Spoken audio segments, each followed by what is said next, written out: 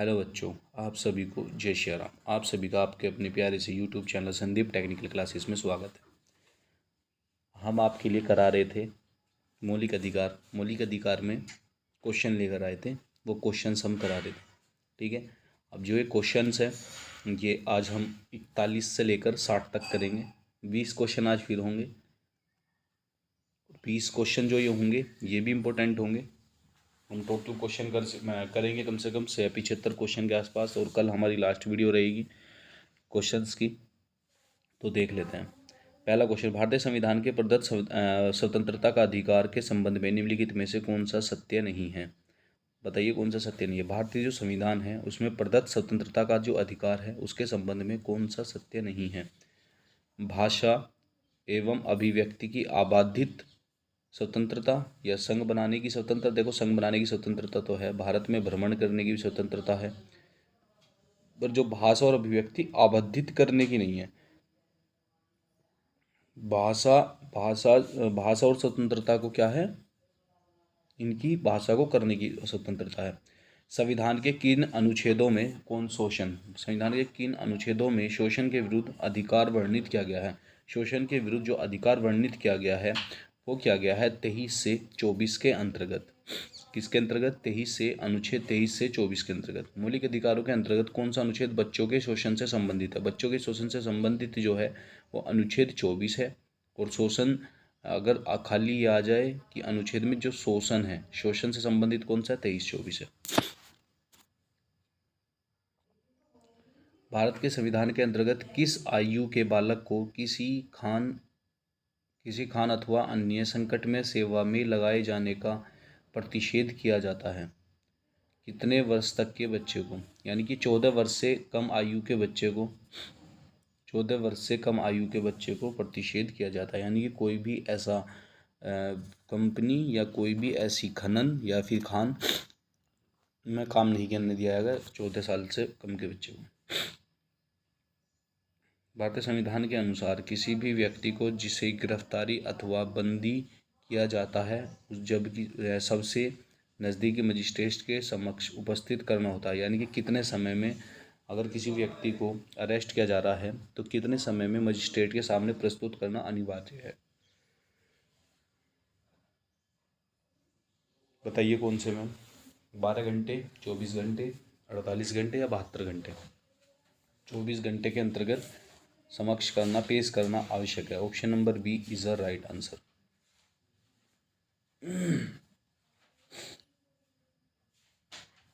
चौदह वर्ष से कम आयु के बच्चों के लिए गरीब बच्चों के पटाखे बनाने वाले कारखानों में काम करते समय इन कारखानों में बच्चों को कौन से बच्चों को काम देने से किस मौलिक अधिकार का उल्लंघन होता है? शोषण के विरुद्ध अधिकार का।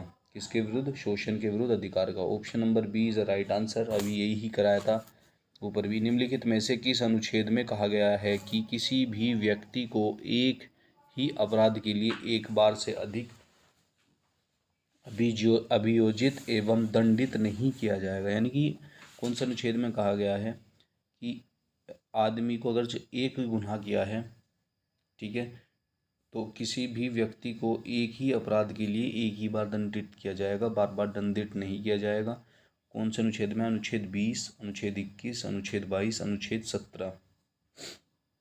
इसमें है अनुच्छेद 17 में दिया गया है। Option number D is a right answer. अनुच्छेद डी नहीं, गलत है। अनुच्छेद डी, अनुच्छेद 20 is a right answer. Option number A is a right answer.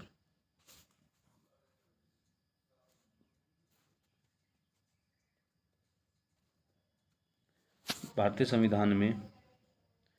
संविधान में कोई अपराध किए जाने के लिए किसी सामान्य व्यक्ति को जिसे किसी सामान्य विधि के अंतर्गत गिरफ्तार किया गया हो, निम्नलिखित में से कौन सा अधिकार प्रदान करता है? कौन सा अधिकार प्रदान करता है? गिरफ्तारी का कारण शीघ्रता से जानने का अधिकार, अपनी रुचि के अनुरूप वकील से परामर्श लेने का एवं बचाव करने का अधिकार, गिरफ्तारी के 24 घंटे के अंदर मजिस्ट्रेट के समक्ष प्रस्तुत किया जाने का अधिकार, उपयुक्त सभी का अधिकार। बताइए 48 का उपयुक्त सभी हैं, गिरफ्तारी के कारण शीघ्रता भी, अपनी रुचि के अनुरूप वकील के परामर्श लेने एवं बचाव के लिए अधिकार, गिरफ्तारी के समय 24 घंटे के अंदर मजिस्ट्रेट के समक्ष प्रस्तुत किए जाने का अधिकार। क्वेश्चन नंबर 49, धार्मिक स्वतंत्रता का अधिकार संविधान के किस अनुच्छेद के अंतर्गत है? धार्मिक स्वतंत्रता का अधिकार, तो धार्मिक स्वतंत्रता का जो अधिकार है वो संविधान के कौन से अनुच्छेद के अंतर्गत दिया गया है? तो धार्मिक स्वतंत्रता का अधिकार अनुच्छेद 25 से स्टार्ट होता है और 28 तक चलता है। तो option number D is the right answer. भारतीय संविधान के किस अनुच्छेद के अंतर्गत 25 का संबंध है? अनुच्छेद 25 का संबंध किससे है? देखो धार्मिक का बताया 25 से 28, यानी कि धर्म से रिलेटेड है, धर्म की स्वतंत्रता से संबंधित है। 50 का सी इज द राइट आंसर। तो धर्म की स्वतंत्रता से संबंधित है। धार्मिक स्वतंत्रता के अंतर्गत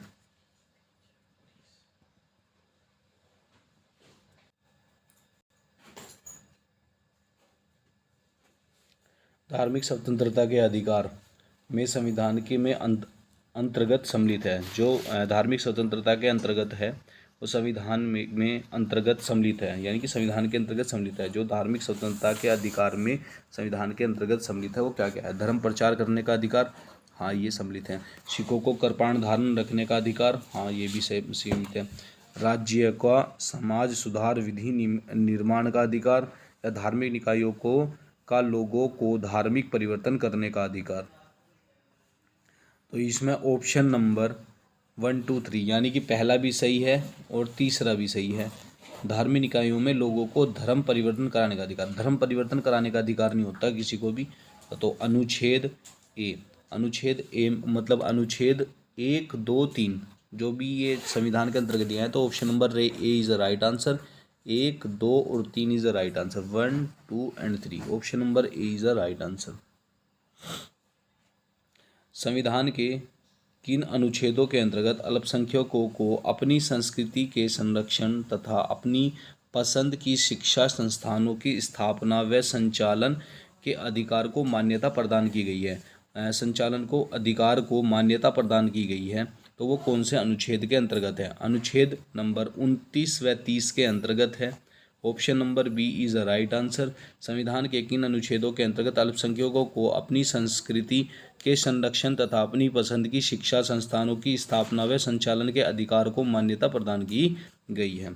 option number B is the right answer. 29 व 30। भारतीय संविधान का कौन सा अनुच्छेद अल्पसंख्यकों को अपनी मनपसंद शिक्षण संस्थानों को स्थापित करने एवं संचालन करने का अधिकार है? अधिकार को संरक्षण प्रदान करता है। अनुच्छेद 19, अनुच्छेद 20, अनुच्छेद 26, अनुच्छेद 30। देखो अल्पसंख्यकों की कभी भी बात आएगी, अल्पसंख्यकों की जो कभी भी बात आएगी वो अनुच्छेद 30 के अंतर्गत दिया गया है। 19 के अंतर्गत हमारी स्वतंत्रता दी गई है, 19 और 20 के अंतर्गत। 26 में 25 से 26 तक हमारी क्या दी गई है? धर्म की स्वतंत्रता दी गई है।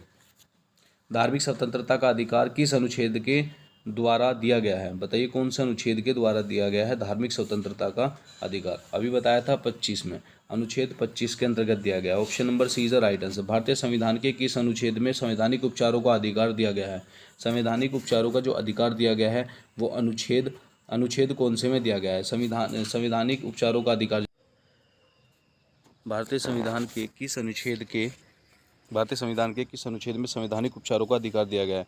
संवैधानिक जो उपचारों का अधिकार दिया गया है वो अनुच्छेद 32 के अंतर्गत दिया गया है।